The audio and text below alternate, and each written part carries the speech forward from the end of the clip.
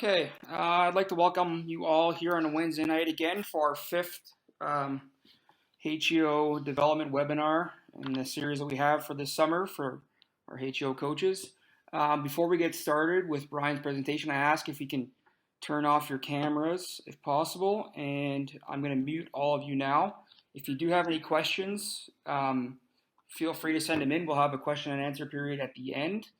But we'll get started with Brian. Brian is our coaching development coordinator for Hockey Eastern Ontario. I've been coaching here in the branch for a long time. And Brian, I'll get you to introduce yourself. Thanks, JR. Well, first of all, thrilled to be getting a chance to be more than just a host and working along with JR to bring these to you.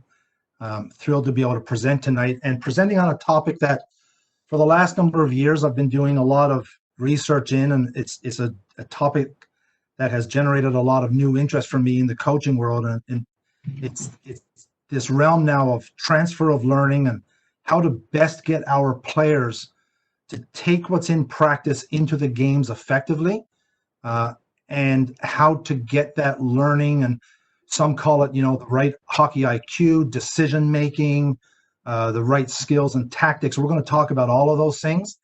But as you can see by the title, the focus is going to be on how to take what we're practicing into the game by bringing more of the game into practice. And it's not going to be talking about small area games. We're going to be talking about drills, not just small area games. So for those of you who don't know me, a little bit about my background. As JR said, I am the coach development coordinator for HEO. I work very closely with Jeff in the development mandate. I'm a former physical education teacher in Newfoundland before I moved to Ottawa. I've been in and around the game teaching, coaching, instructing for 34 years now. Currently a high performance 2 coach with a Hockey Canada certified coach. I've done a lot of work with our program of excellence here in HEO. I've had the pleasure of doing some work with program of excellence in Calgary with Hockey Canada, and currently dabbling in the private sector a little bit. Co-owner of SPS Hockey Development, skills development, coach development, working with associations and teams and players here in the branch. So that's a little bit about me. Probably the key bullet here from my bio is those years in physical education. I worked in physical education at a time when in this country we were going through a shift in physical ed in school systems, and turning phys ed more into a play-based approach. And that's where a lot of this transfer of learning concept comes from. So more so than my background in hockey and sport, it's really my background in phys ed and teaching that most of this kind of comes from, and I've revigorated over the last couple of years. So we hear this phrase all the time. It's somewhat of a little bit of a cliche in the game. We say it to players all the time as coaches. You need to practice like you play. We want you to practice like you play. But what does this really mean? When we say this and when we speak this cliche, what are we really talking about? Because the reality is, our players can only practice like we want them to play or how we expect them to play if we give them the proper environment to practice in. And that's what this presentation is going to be about. How do we create those environments? What do they look like? What do the drills within them look like? How can we change things that we might be doing now to do it differently? And just to add some different approaches into practice design and delivery that might help increase transfer of learning. And the key is that underlying little phrase at the bottom that I really want us as coaches to all take away from this, the fact that our expectation on players starts with us. It really is contingent upon what we do first and foremost in our design and delivery that gives them the best advantage to then deliver in the work environment, and the work environment, of course, being the game context that they ultimately go and play and compete in. So the agenda for this presentation is very short. It's only 2 pieces. We're going to start by talking about transfer of learning and what it is, just to clarify for any of you that may not understand it or know what it is already. And then we're going to look at some key impacts on practice design and coaching by direct or indirect impact. The impacts on practice design do trickle down then to us as coaches, not just how we design those practice activities, but how we deliver them and the things we do or might want to do differently to deliver our practice content to the players on ice or off ice, but predominantly on ice. And then we'll end up with some Q&A at the end. So first of all, transfer of learning. What is it? The definition that you see here is my definition. It's close to most of the definitions you'll find. And if you leave this presentation and go Google and look for this information on the internet, just be sure that you're distinguishing between transfer of learning and transfer of skill. They are different. There's a lot of information out there about transfer of skill, and transfer of skill is what some coaches or instructors call skill chaining. It's where we take one skill, develop it for the sake of transferring it onto another skill in combination to build it and combine it and keep transferring along into a continuum. What we're talking about is transfer of learning, the entire learning context, everything that we provide as learning content to our players. How do we transfer that learning to the game? And I formulated this definition by pulling together a whole bunch of other definitions from resources I have. And my definition for transfer of learning is simply the effective application of what has been learned in a training context to a game context. So simply put, transfer of learning is, can you take what you're learning in training and bring it into the game? Now, if you just stop at that simple definition, that happens all the time, almost by default. We teach players to skate. They go into the game and they skate. That's a transfer of learning. We teach them to shoot. They go into games and they shoot. That's a transfer of learning. The key to my definition, though, is the highlighting of effective application. It's not simply enough in my definition to say, are they doing, but rather, are they effectively applying? And effective application for me means proper use in a specific context or scenario to solve a problem. So it starts to include decision-making, hockey IQ, some of those things. In other words, you've got tools and skills. Are you pulling the right ones out of the toolbox to solve a problem or solve a context at the right time, at the right place, and are you doing it properly? That's the effective application that we really want to strive towards. That's the ultimate goal. So as an example, on the left, I've got a very simple drill sample. On the right, we have an effective transfer of that skill. So from a skill perspective, I could put together a simple little drill like this, have players on the crease in waves, doing linear crossovers up and down the ice, trying to teach the skill, develop the skill, reinforce it, etc. Now that skill might find its way into the game, but what I want to make sure happens is that players are learning and understanding how to effectively apply it. When's the right time to use this skill? How can I use it to solve a problem? So if I can stop Mike Hoffman here, you'll see in this clip, he's going to use a linear transfer here to move this defenseman one-on-one. And once he's moved him inside the dot lane and created space, he applies a second one to take advantage of space on the outside and put himself in an advantage. This is effective application of a learned skill in a game context. He's used it in the right place at the right time to solve a problem that he's been faced with. That's where we're trying to get our players. I can have players skating through the neutral zone doing linear crossovers for no reason other than just doing linear crossovers. That is not effective application. It's transfer, but it's not the effective application that I'm looking for.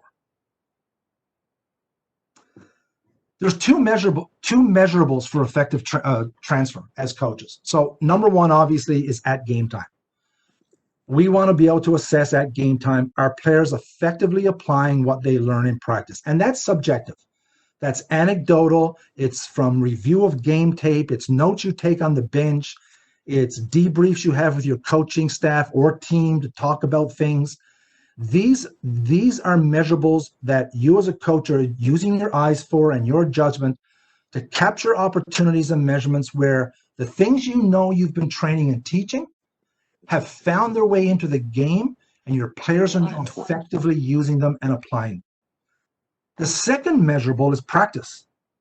And it's not about transfer, it's the measurement of, are we creating the right environment to contribute to maximizing effective transfer? And again, that's measured by you subjectively, anecdotally, filming your practices, debriefing with coaches after, and talking about the practice, the objectives, the goals, things that need to be changed, effectively adjusted. The important thing to remember here as coaches, if you are not measuring number 2 and getting some level of good results, number 1 is going to be really hard to measure because you likely will not be getting the effective transfer of learning that you want to see from your players on a consistent basis. So again, going back to one of the earlier slides, it all starts with us in practice and what we deliver and how we deliver it and how we design it.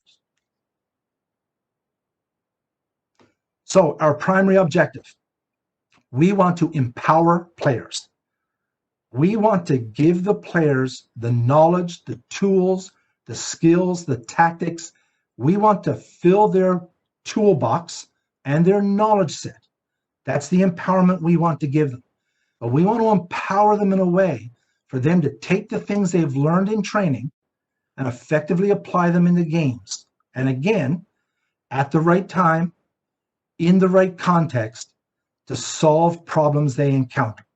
That's really what we're talking about here, is problem solving. The game is problem after problem after problem. And the effective application of the things we learn or the things players learn in practice really are geared towards empowering them to solve problems in their work environment. And their work environment is the game context. So it's about making them better workers and doing their jobs better consistently day after day after day. We're not just training players to execute skills. We're really training players to solve problems, make decisions, and apply the skills that we're training them with. That's really what we want to empower our players to do.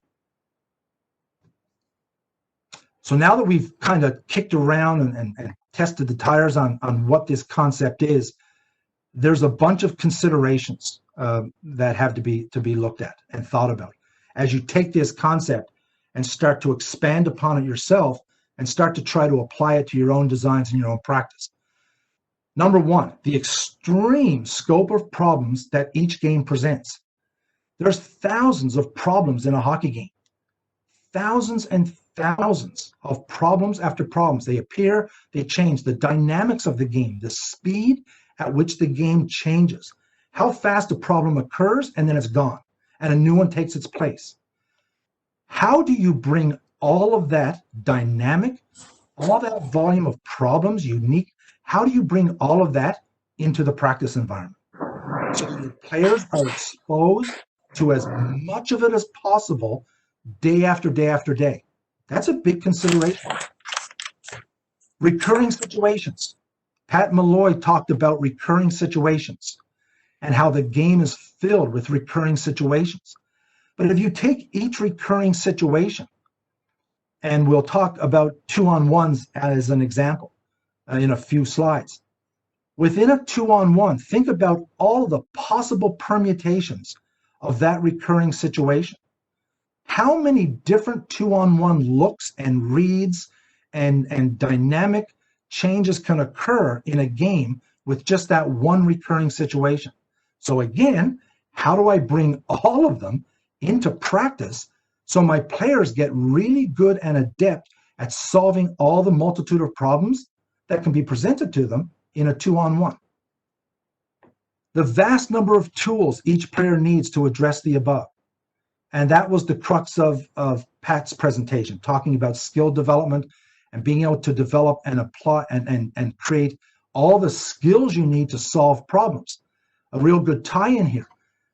That's a lot of tools. We've got to, if we've got all these problems, then we're going to need more than just a hammer and a screwdriver in the toolbox to solve all the problems. Because when the player is presented with a problem that requires him to cut a piece of wood, he needs a saw. And he might need 5 different types of saws. We have to give him or her all those tools. And of course, this doesn't all happen at IP and novice. It's progressive. But over their years in minor hockey and on into junior or whatever levels, that continuum of development is geared towards giving them all those tools in the toolbox so that at some point they can effectively apply that much better and that much more consistently.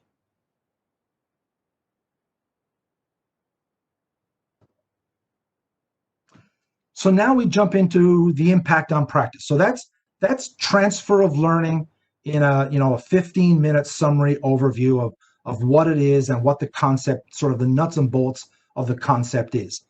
Now we move into the second part of the agenda, the impact on practice. And now we're going to start looking a little bit more at the practical side and how we can change drills that we might use, or how we can take a different look at skill drills we use, flow drills we use, how we can bring more of the game into practice. This slide here is a sort of a culmination of about 1.5 years worth of work of me going into clinics, delivering different coaching clinics.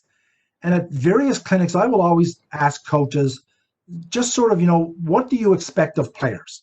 I even recently on social media threw the question out and got a whole bunch of responses from coaches. And I kind of formulated all that together, and I drilled it all down to this list that you see in front of you. This is a summary of what coaches expect of players come game time. They expect to see execution of technical skills, skate, pass, shoot, check, individual offensive tactics and defensive tactics, offensive and defensive team tactics, and team systems. And again, that's depending on the age level that you're coaching. And we have an expectation that we will see displays of compete, battle, work ethic, teamwork. And we want to see displays of creativity, IQ, and good decision making. These are the expectations we have and we place on our players. So if those are the expectations we have and we put on them, what should our expectations of practice and training be? If we want our players to do or display those things and we expect it, then in practice, we have to demand of ourselves and expect that we will be providing effective development of those things day after day, year after year, all through the progression, every time we coach a hockey team. And again, age specific, level specific. I might only be focused on technical skills at IP, novice, and Adam, and individual tactic stuff. But at midget, AAA, and junior, I'm going to be involved in the full gamut.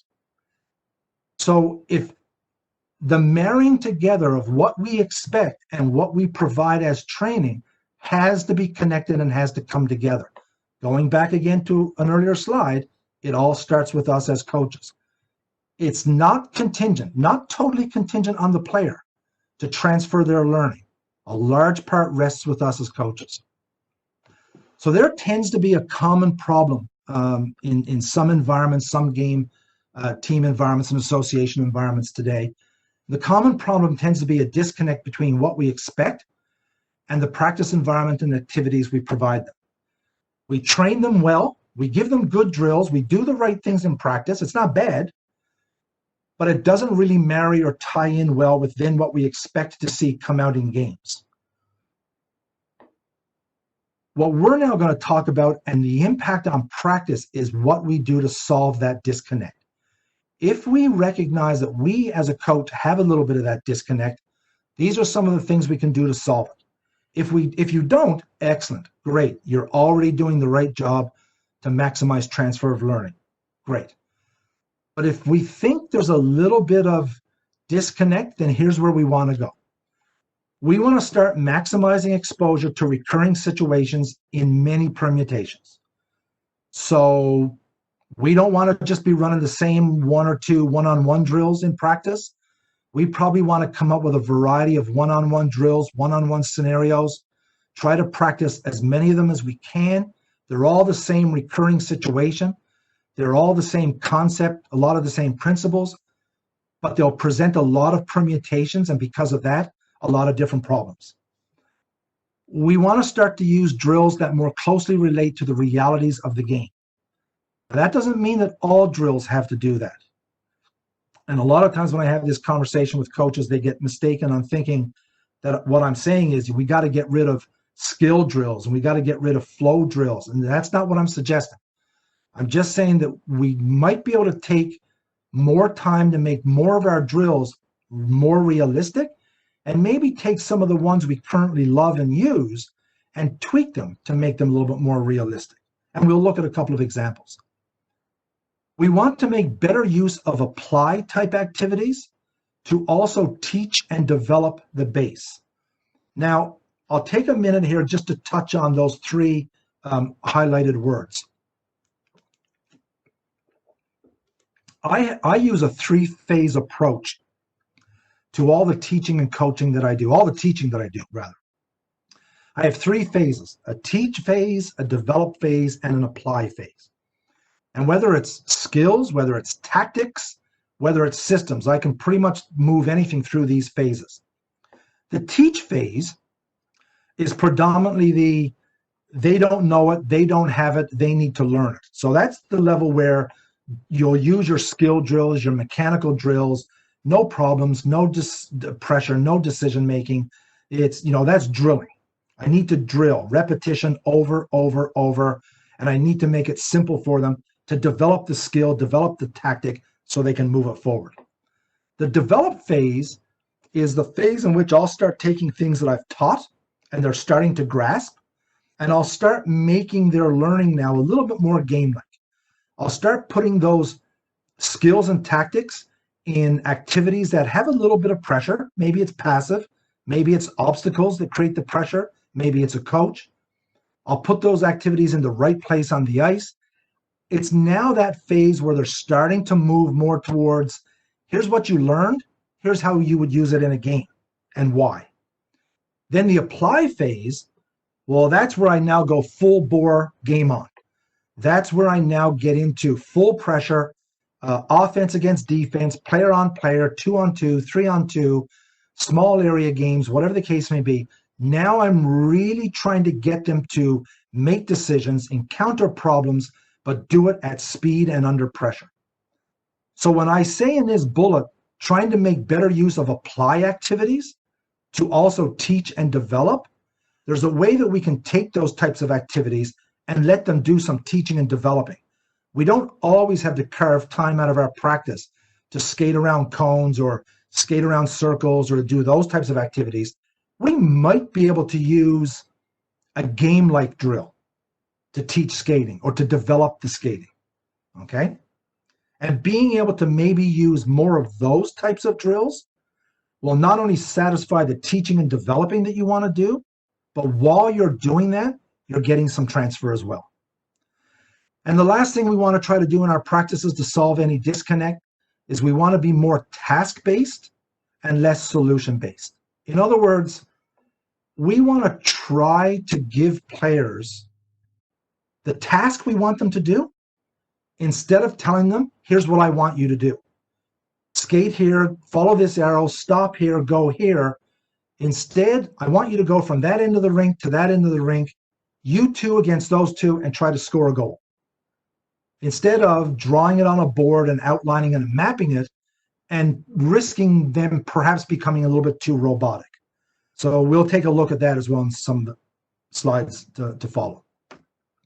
So let's go through these one at a time. Maximizing exposure to recurring situation. So in my opinion, to bring this into practice, you need a variety of activities. And this goes to a lot of coaches will ask me sometimes, how many drills do you use in a season? Do you have like 3 one-on-ones, 2? And my answer always is no.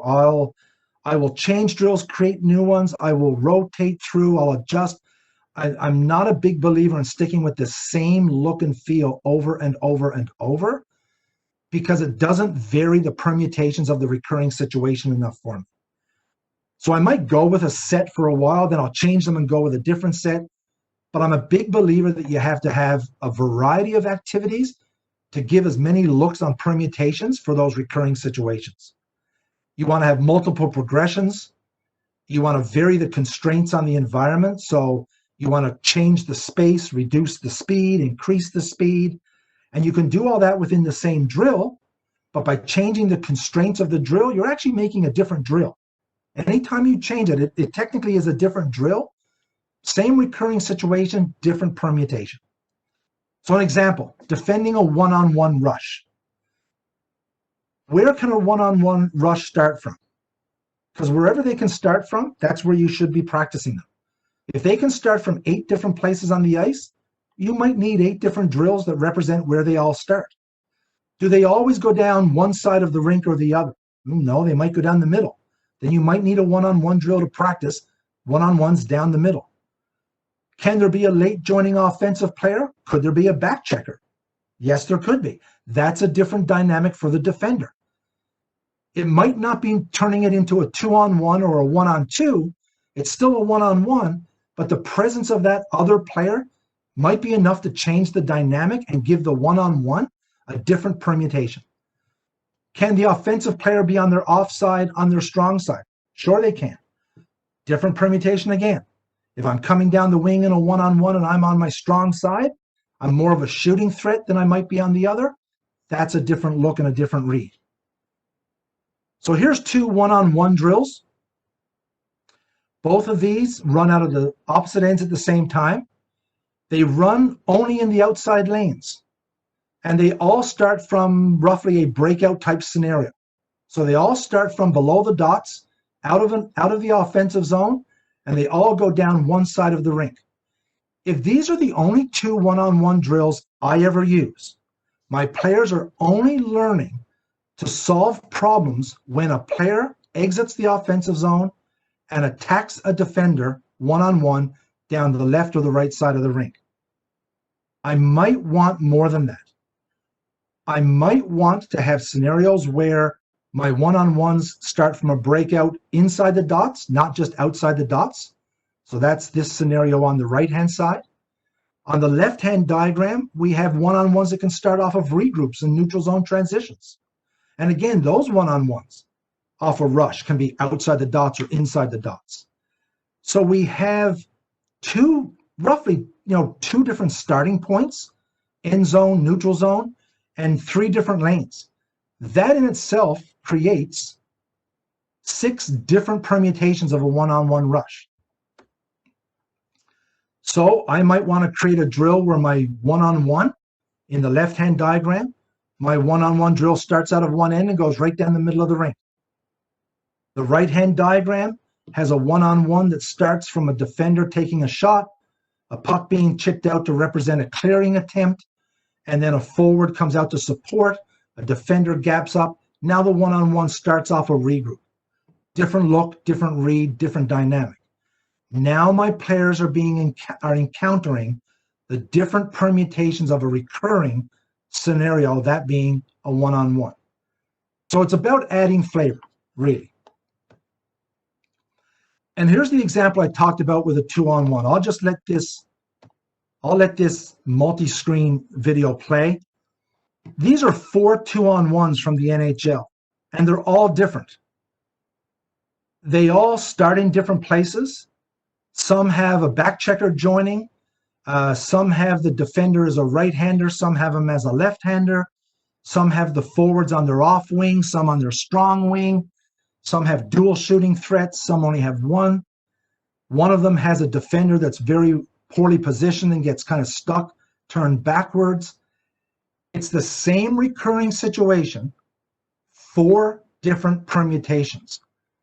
So if I want my players to get really good in games at reading 2-on-1s, reacting to 2-on-1 problems, presenting as many of these types of looks in practice as possible will help them effectively apply what they're learning come game time.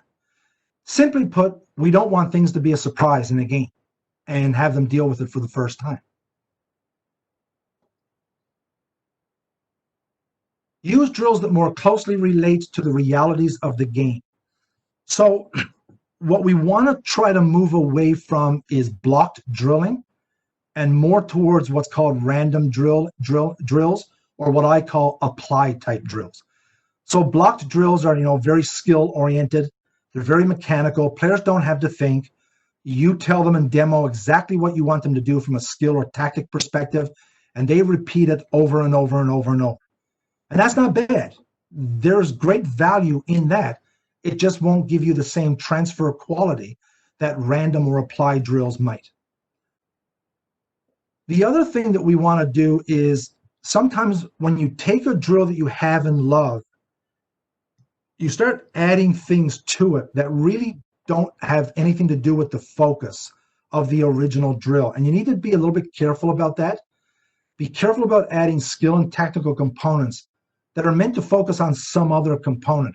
You now end up with a drill that kind of doesn't align itself well with the reality of the game. Part of it might, but then the piece you added is kind of misplaced. And we'll look at a great example of that on video in just a moment. The obvious one here, of course, is making drills real helps players experience the game within training. And that's really what our goal is. Real, and when I say real, we're talking about how it happens in the game, where it happens in the game, how we want it to happen within our system, if we're coaching at a level where we are running and doing systems. So very, very real. Any player or hockey person would be able to look at the drill and go, that's exactly where it would occur in the game, and that's exactly how it would occur in the game. And without those elements in place, we risk becoming all technique-based and the drill lacking TOL qualities, transfer of learning qualities. And that's all that this slide is getting at, is that as coaches, if all we do is run drills or elements that lack game reality, they'll have value. Your players will learn skills, they'll learn tactics, they'll learn systems. They just might not be effectively learning how to apply them come game time. There might be that disconnect. So, example, drill on the right. Here's what I call an unrealistic cycle drill. And I think you'll all pick up on it once you see what happens. First of all, it's not a very realistic looking cycle, but I get where they're going with the distribution of the puck and the movement of feet. But there's the unrealistic part for me. I've never coached a hockey team where my players in the offensive zone come off the cycle and attack my own defenseman 3-on-2. So there's a real disconnect for transfer of learning. What I would really want from this drill on the left, this drill right here, if I'm running cycle drills, what I would really want to have happen at the end of the cycle is my players attack the net. That's the reality of the game. And we'll look at a great drill in just a moment to show the difference between unrealistic and realistic. Here's another example. Another drill here. Drills designed to work on a bit of a dump in. So this player spots a puck. There's a puck retrieval, a D-to-D initiating of a breakout. Again, a good drill. There's value to what's happening in this drill. It's not that your players are not learning or picking up valuable information from this, but in terms of the reality of a game, what I really would want my two defensemen to learn is how to gap up and then retrieve a puck from an offensive player who's made a chip or a dump from the neutral zone or at the blue line, and then that player continues to progress, applying a little bit of pressure. Maybe it's just passive, but the breakout is initiated with the player that didn't start the dump in. So again, in a game, my player is not going to dump a puck in and then have two defensemen break them out to attack the opposite end of the rink. So it's not that the drill is bad, and nowhere in this presentation are any of the drills bad or completely ineffective. It's just looking at how we can take drills that may not be realistic, tweak them and use them in a different way, or if we use drills like this, making sure we accompany them with drills that take the player into the realistic part of the game. And here's the cycle drill, great cycle drill I got from the Ottawa GGs when I visited their practice one day. So here's a cycle drill they ran. It's in the proper location on the ice. It's got defenders applying pressure. It's passive, but there's pressure there. The defenders are acting real, so they're running a man-on-man, and which is real, I assume, for the GG's team. And the cycle ends in a very real manner. So if we look at this drill, the team in white is on the cycle. The black players in the black jerseys are defending. They're man-on-man. They're applying enough pressure to make those players think, make decisions, make an occasional mistake. And then on cue, they come off the cycle, they go low-high for a scoring chance. And then a cycle starts on the other side. Here, back into the reality of the game. Defenders have to pick up their one-on-one assignments. They have to sort out. The team on the cycle has to adjust. They move into gaps. They create space. And then they're going to attack off of there, feed low-high, scoring chance on net. This is the difference between what I think is a drill that carries a lot of transfer of learning as opposed to a cycle drill that has players attacking and breaking out or not attacking the net or not having full pressure. Okay, on to the next point. Make better use of applied type activities to also teach and develop the base.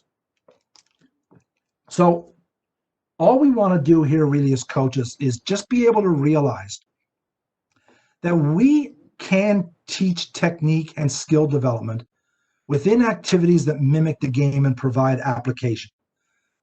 They might not be the only activity you want to use. For sure, you're going to want to supplement some really good teaching drills and activities with apply. But I think it's important for us as coaches to realize that even in a game-like activity that applies, we can develop and teach technique and skill and individual tactics effectively. We don't always need to drill players to get those things developed. And really what it's getting at is the concept of repetition without repetition. So if I have players doing tight turns around cones over and over, figure eights, over and over and over and over and over, that's repetition with repetition. There's nothing else in the drill. I'm just asking players to repeat this skill over and over and over. That's repetition. But if I put players in a drill that mimics the game, that also forces them or requires them to do tight turns, I'm still getting repetition of the skill, but without the repetition drill. I hope that makes sense. It can be a little bit confusing. And that's where game-like drills take us. Game-like scenarios in practice all fall into that category of providing our players repetition without the drill being repetitious and potentially boring or monotonous. And it's not to say that those drills, again, have no value. They are needed. But if that's all we do, they can tend to be boring and monotonous, and we'll lose TOL. So the key point here is this third bullet. And it's the idea of we don't have to remove all the game perceptions from a drill in order to teach or develop skill. And that tends to be a misconception with a lot of coaches. They think if I want to teach or develop skill, I got to put them in these types of activities. But if I want to teach the gameplay, I put them in these. I think we can combine them together in ways that will be effective. You can take those game-like activities and apply simplification to them. And all simplification means is you're going to change constraints in a way that will preserve the game-like quality, but provide the players a better opportunity to build the skill or the individual tactic. So you'll do things like change the speed, slow it down. Change the space, smaller or bigger. Lessen the number of defenders and the pressure. Make a coach be the defender so the coach can be very passive with their stick and their position to let the skill come out and it be successful. The size or number of goals. So all of these things you can do to an existing game-like scenario drill. It doesn't take away the game perception, but it will help your players now have a better chance in that drill to execute skill, to develop skill, to use their skill and refine it at a slower speed with less pressure so that you can then ramp those constraints back up and sort of turn on the game like a little bit more. So here's an example of our favorite example, Mr. Crosby. So this is the individual tactic you want to teach or develop. Climbing the wall one-on-one, nice jam turn to elude him and attack the net. So this little tactic, you see it so often now. Again, climb the wall, little jam turn, didn't quite work as well. Here he is again, he climbs the wall, nice jam turn, shakes the defender. This is what I want to teach my players. I want my players to be able to do this just like good old Mr. Crosby. So this is a full game, this is a full application type drill for my players. Here's some young minor hockey players. He gets the puck, he climbs the wall, little jam turn, a little one back again, full pressure, one-on-one. In this application drill, there's a chance that some of the skill development I want might not come out. There's going to be transfer of learning, but I watch this drill and I start to realize my players aren't getting the jam turn and the shaking of the defender tactic the way I want it to happen. And it's not happening because the offensive player is under too much pressure. So I can revert to a drill that doesn't take away the game perception, but it allows the offensive player to execute the skill with success and feel the success by beating the defender. So you still have the defender, passive pressure, stick position, but there's no urgent physical engagement here. The offensive player gets the advantage. So this is a great example of adjusting the game-like application drill, but keeping the game perception in place to still allow the individual skill or tactic to be taught or developed. Another example, I have two stationary defenders, lots of active sticks. I tell them they can steal the puck if they can. The player has space to do their jam turns, their puck protection, and they can decide whether to attack high or attack low. So here's another variation of that. Again, I've changed some of the constraints, but I've kept the game perception in place. So that as the offensive player is working their skill and tactic, they are learning to solve a problem, read those two defenders, and figure out, should I attack low or should I attack high? Where's my best opportunity? Last point. Try to make practice more task-oriented and less solution-oriented. And not the old cliche, but the cliche is, as coaches, we more often than not, we need to prescribe the task and not the solution. So I'm guilty of the same thing as most coaches are. We stand at a whiteboard and we draw pictures on the whiteboard with arrows and lines for passes and shots that tell players, go here, do this, skate this direction, do that.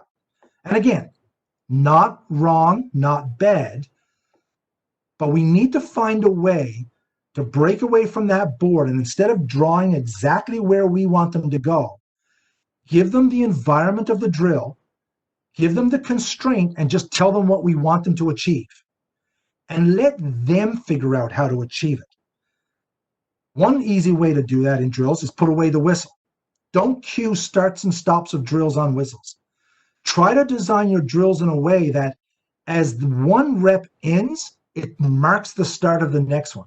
So now you get transition and flow that will mimic the game. So say at the end of a one-on-one full ice drill, offensive player goes up the ice, defender tries to defend.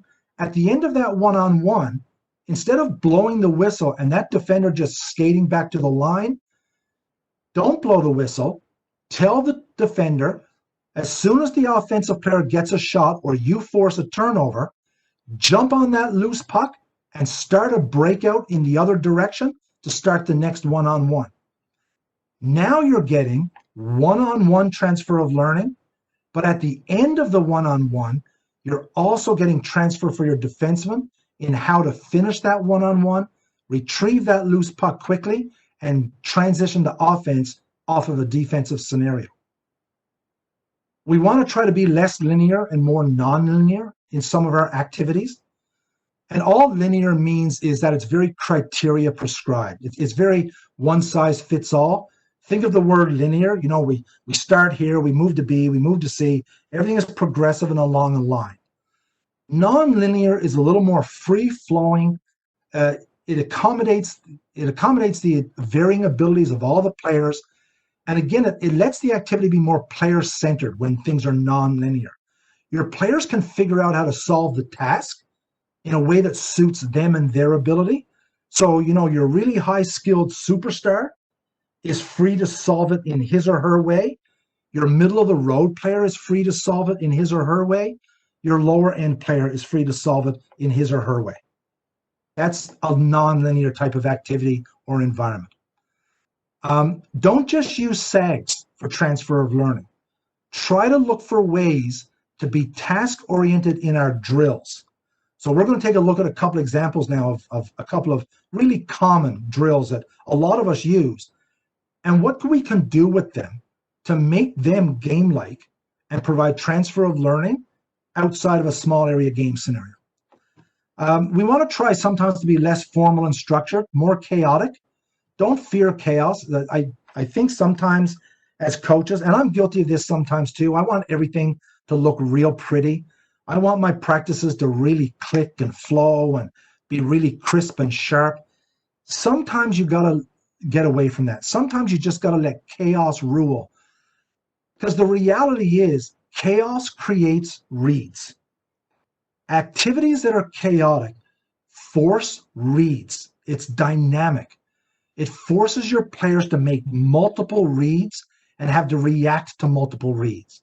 And from those reads come decisions. So if you want to really improve read, react, decision making, hockey IQ, chaos is the way to do it. Making things more chaotic. And I don't mean, when I say chaotic, I don't mean out of control chaotic. I just mean less formal, less structured, more in the control of the players to decide how to solve the task you've given them, rather than you outlining on the board, here's how I want you to run this 2-on-2, and here's the solution that I want you to follow. Let them figure it out. So here's a perfect example. I think if I play this, it'll roll over and over. There's probably not a coach on this webinar tonight that coaches a team at probably Pee Wee and above that hasn't run this Canada Cup drill. It's been around forever. We've all run it. I run it. This is a great drill. I use it all the time. It's a good drill. Players love it. Oh, sorry. Let me get that playing again here. But this is an example of a drill where a coach will draw it on the board and the players will run it exactly as you draw it. So for instance, this player is told, come down the wall, curl to the middle. The player in the middle is told, come down and curl to the wall. The player who comes in and shoots is told, pick up a puck here in this corner. We can't see it. And then curl up the wall, pass to him, and you pass to him. Very solution oriented. Could we not take this drill and tell the players, do whatever you want? The person who shoots, and so this player right here that shoots will follow the shooter here. So the shooter in the far end of the rink. Rather than this player having to come in here and turn up the wall, maybe he can pick up a puck and go behind the net and drive up the middle. Or he can just button hook right here and step up. Let him decide where he wants to go. Just give him the constraint. You got to go get a puck and start a break-in. Players coming down the wall. Let them decide. So you tell these two players, do what you want. If you want to come down and swing, come down and swing. But if you want to come down the wall and just button hook here tight on the wall, go ahead and do that. Because this line is deeper than this line, this player should be able to read what this player does. He should be able to read this. And if he curls in, he should be able to read and react. That's problem solving. That's getting the drill to be more chaotic. Now nobody knows what everyone's going to do. Isn't that what the game is like? When a puck is being broken out of our zone, it's been dumped in, and it's a controlled breakout, and all the forwards come back into the zone. All those forwards don't know what everybody's automatically going to do. One guy does something, and the other players pick up on it, and they read and go, he did that, I'll do this. And then the third forward goes, they did that, I'll do this. That's the chaotic nature that we need in some of our drills, to take them away from solution drills and putting them more into the realm of prescribed task drills. And I like this example because if you use this drill and you just tell players, do what you want to do, you got to stay on each half of the ice. That's a constraint. But you'll see the chaos come out real soon. And you'll start to see one end get out of sync with the other, but then you can put it back on the players. And you start telling players, when you start seeing the two ends out of sync, one end has to stop and wait. That's solving a problem. Now they have to look, think, react, and solve a problem to put their drill back in synchronization. It's their drill now. It's not your drill anymore because you've put the whistle away. You've handed it to them. They're running the game.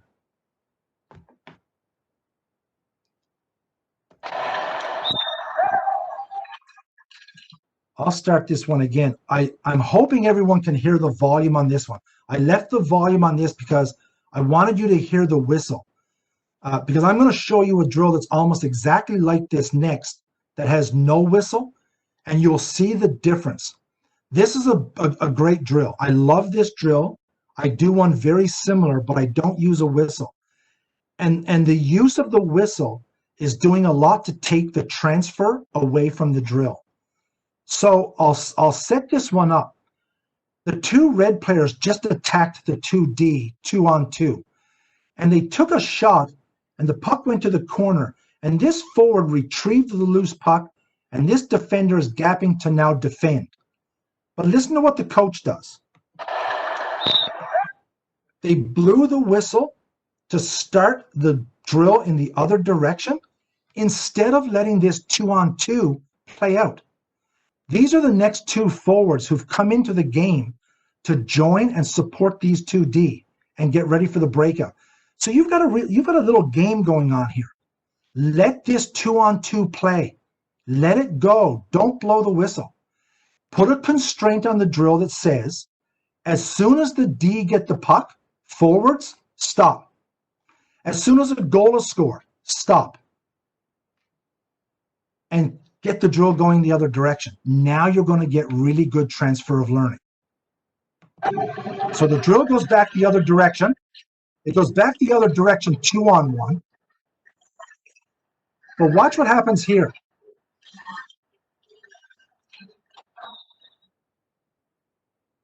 The white forwards got a shot on net. Goalie made a save, kicked the puck to the corner. But the coach blew the whistle, and the defenseman is now picking up a loose puck behind the net. Why not leave the whistle alone and teach this defenseman in a game how to beat this forward and that forward to that redirected puck and initiate the next breakout? Instead, the whistle takes that transfer out of the drill. So they come back up ice, 2-on-2. Again, blew the whistle. Let the drill go. So I'm going to show you this version. Now this version is 2-on-1 in both directions. This is from the Rockland Nationals. This is an example of the same drill practically, where the only time the whistle gets used is when the coach feels the 2-on-1 has gone long enough and he doesn't want it to go to the point of exhaustion. So here's the 2-on-1 playing out. It's game on here. You got the other two forwards here. They're in the game. They're supporting. Right there, the whistle was blown because the 2-on-1 had gone long enough. Now they attack back up ice. 2-on-1. Oh, turnover. There. Jumps the loose puck. Gets it going the other direction. Very game-like. 2-on-1. It's going to play out here. going to be a battle, 2-on-1. Oh, turnover. Winger jumped on a loose puck, breaks out, off to the races. 2-on-1 back this direction, shot on net. Puck went up in the mesh, so the coach blew the whistle, fed in a new puck, get the drill moving. So the only time the whistle gets blown in this example is when there's a need to say, you know what, that poor defenseman is getting exhausted. I'll give him a break, or the puck has gone out of play. Other than that, this drill belongs to the players. They are figuring out how to play the game, how to react to problems, how to solve the problems, and keep the game going in transition up and down a very effective drill for a transfer of learning purpose. So in summary, important for us to remember, players only control a portion of the transfer from practice to game. They can control effort, they can control their understanding, but if we want the transfer to be very effective and complete, we have to play a large role. We have to empower them to be effective in their transfer in a complete manner. Creating the proper environment in which the game and all its elements exist is the key step. That's our job. That's not the players. The player's job is to transfer it once we've provided it. So we want to maximize reality.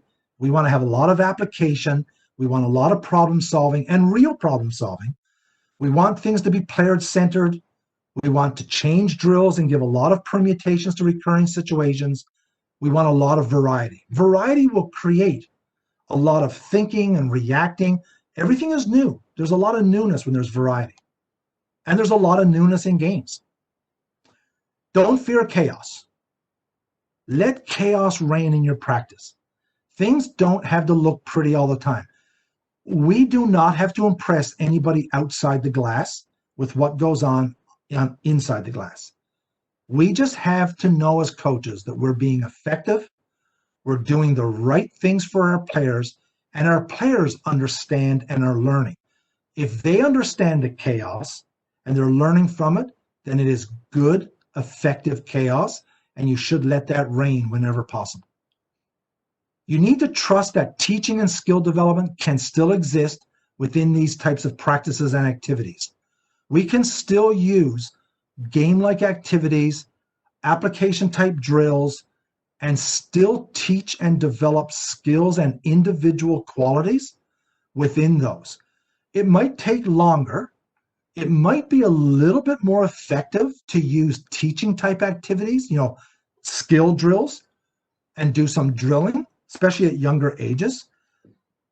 But it's important that you not abandon totally the value that skill development and learning can have from game-like activities. You don't have to do all drills and then systems are game-like and everything else is drill.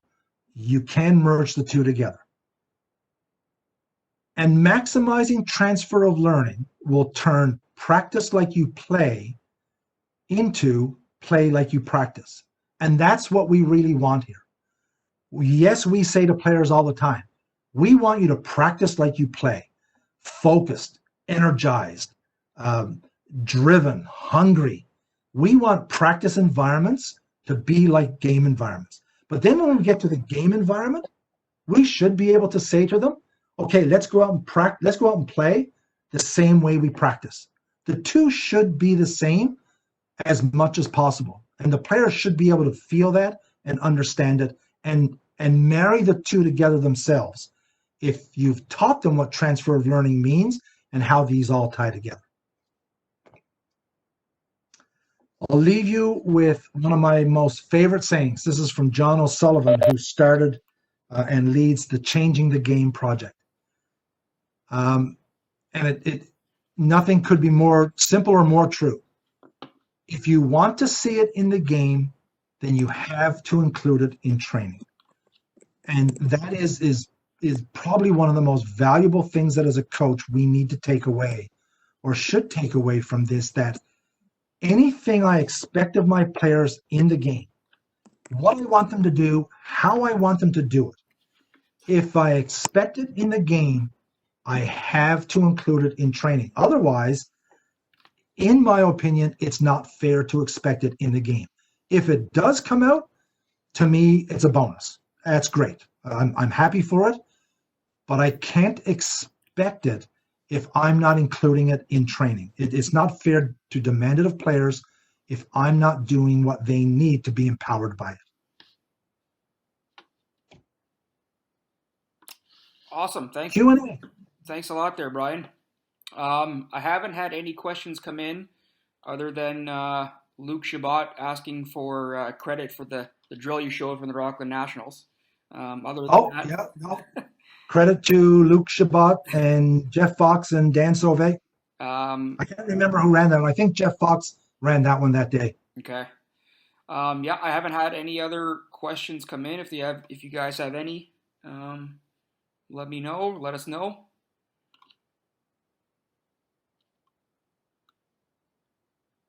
Nothing as of yet. All right.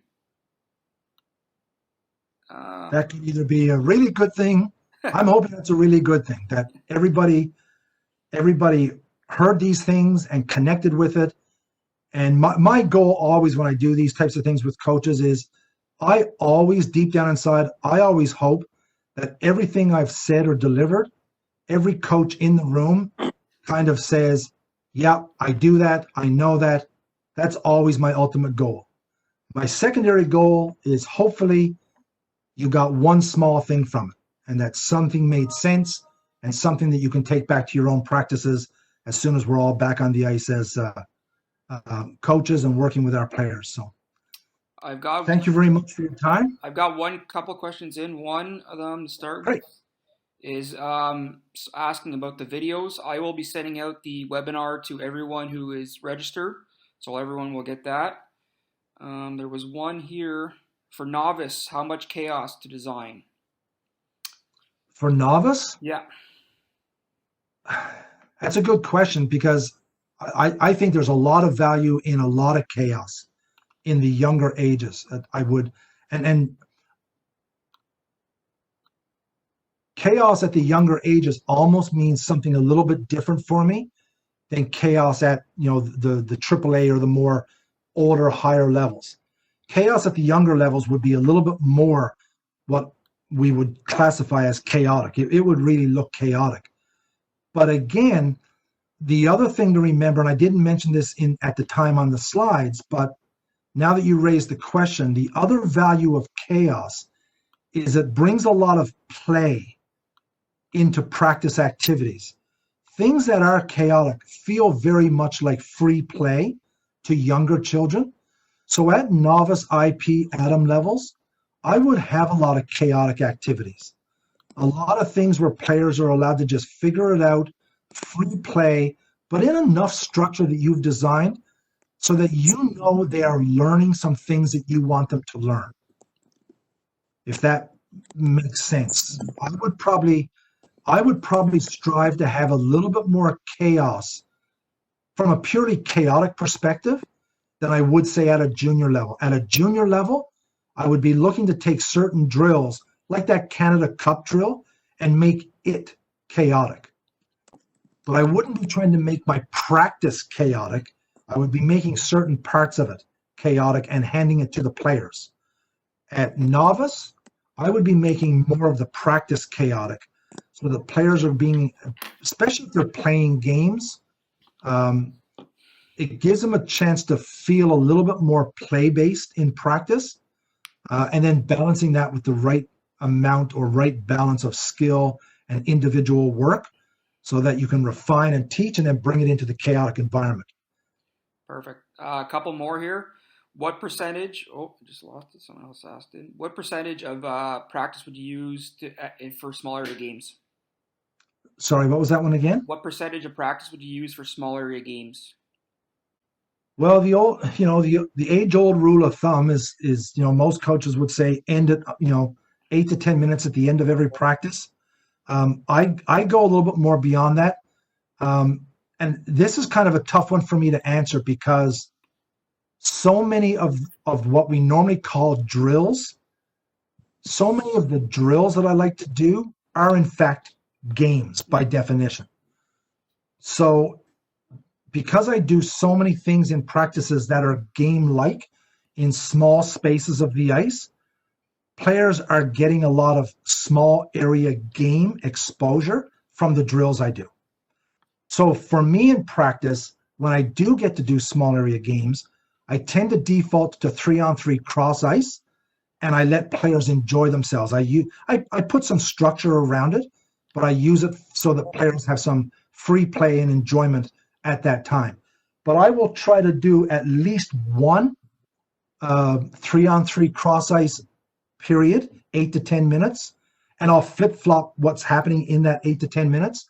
I might do 2 or 3 different types of games, and I'll do at least one of those setups in every hour of practice. So if I'm on the ice for a 2-hour practice, I'll run a 10-minute section in 1 hour and at least a 10-minute section in the other, and sometimes more. And it's not always at the end. Sometimes I'll open practice with small area games. I'll put them in the middle, but I will always try to, in a 50-minute session of ice, I will always try to make sure I've got at least 10 minutes of something that players see as this is gameplay. I want them to feel it as gameplay. Perfect. And then occasionally I'll come out with an entire practice of games, just full 50 minutes, 3-on-3 cross ice, neutral zone cross ice, blue line to blue line, just an entire practice some days. A couple more here. As the head coach, when do you discuss error correction? So when do you discuss error correction as a head coach? Yeah, that's a great question, because one of the things you do need to be careful about is within those types of activities that we just talked about, when we start making them a little bit more chaotic and we want them to be more like the game, we have to be careful about stopping them often to correct errors, because there's value in the error. Now, if you are simplifying a game-like activity, like the sample we used, if you're taking a one-on-one containment on the wall and you want the offensive player to be doing jam turns to elude the defender, and it's just not happening, then the simplification drills I showed now give you a chance as a coach to do more of the stop and correct. So for me, when I run those game-like drills where I'm trying to target transfer of learning, I try to stay out of their way as much as possible.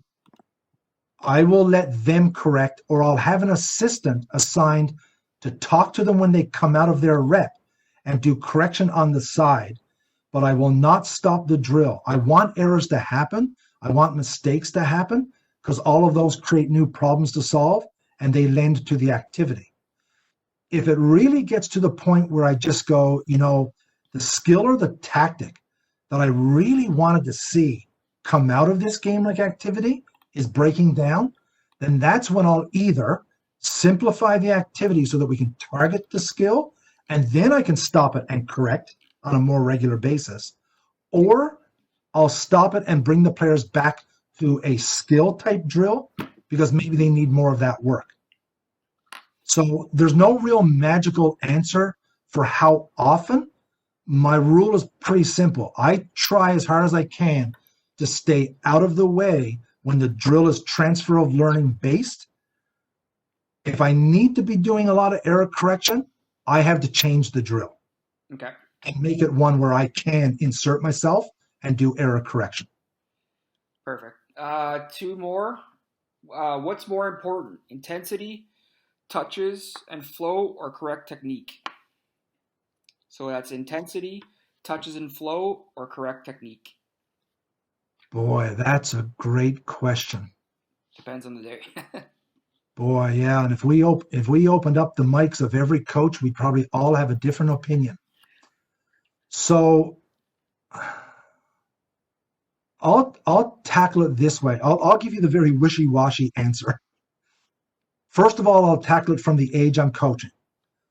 So if I'm working with very young players, off the top of my head, I would say if I'm working with younger players, I probably am placing more value on technique, because I'm working with ages where it's important to build the base so that they can progress in the game.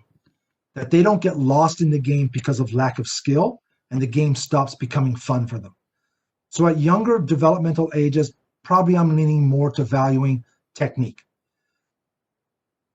What were the other two?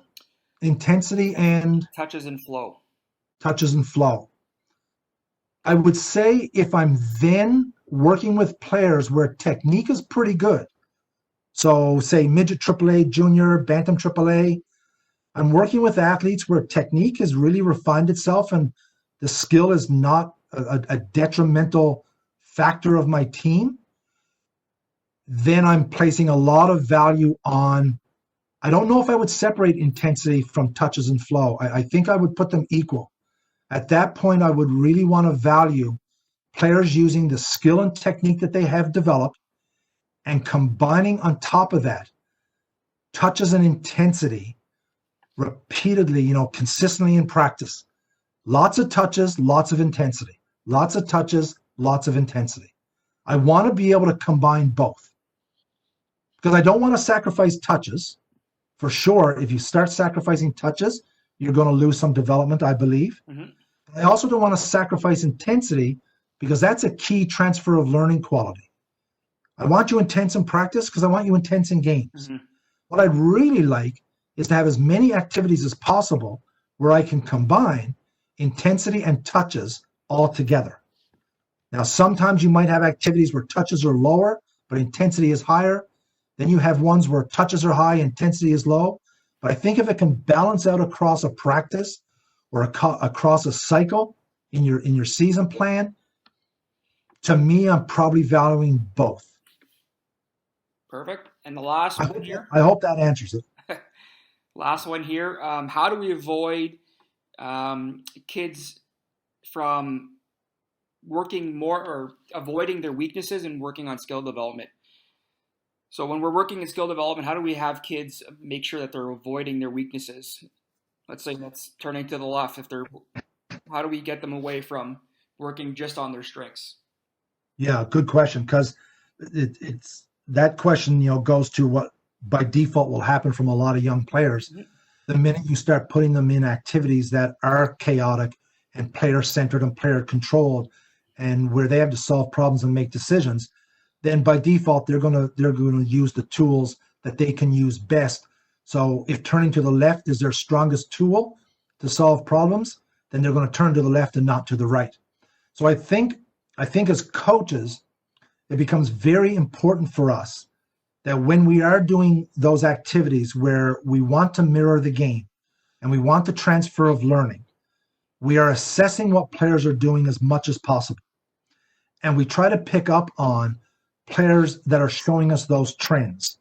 And as soon as we start detecting that, half of my forwards can't skate backwards in this activity, and there's a need for them to do a little bit of a backward skate in this game-like activity, but I notice they all avoid it because they can't. Well, for me, that's a cue where I now might have to take those players and start putting them in skill-type drills to teach them and develop their backward skating abilities. And then bring them back into the game-like environment, back into the development environment, back into the game-like environment. If I want to escalate it. The other option I have is that I can change the constraint on the activity that forces them to have to skate backwards. So if I get creative and think about, so as an example, I'll do things in 3-on-3 cross-ice games. I'll do things like, in this 3-on-3 cross-ice game, you're only allowed to make backhand passes. And if you make a forehand pass, the entire team has to stop and do 3 log rolls and get back up and the game resumes. Some sort of silly little punishment, call it. But I'll insert constraints into my games that force skills to be used that I know might be weak and I know players might avoid if given the chance. So it's that cycle of balance all the time. If you put them in activities that are player-centered where they get to choose, they'll not always make the choices that you want. Mm-hmm. So what can we do? Put constraints on the activity so they have to make the choices that we want them to make. Kind of takes the choice away a little bit, but they don't feel it that way. Or you pluck them out and put them back into activities where you kind of go at the skill and you bring them back into that environment quickly to exercise the skill. And you try to escalate that teacher develop the skill, get it back into the transfer of learning activity. Awesome. Okay. We'll get you out of here on that one. Great presentation tonight. We have one again next week. Next week we will have Brent Sullivan from the assistant coach from the Ottawa GG's men's hockey team, talking about attacking with 5, empowering defensemen to join the attack and contribute to the offensive play. Again, registration will be open hopefully tomorrow at some point, and for all Dev 1 and HP 1 certified coaches, for this one and next one, you'll receive your 3 points. Thanks a lot, guys. Have a great night. Awesome. Thanks, everybody.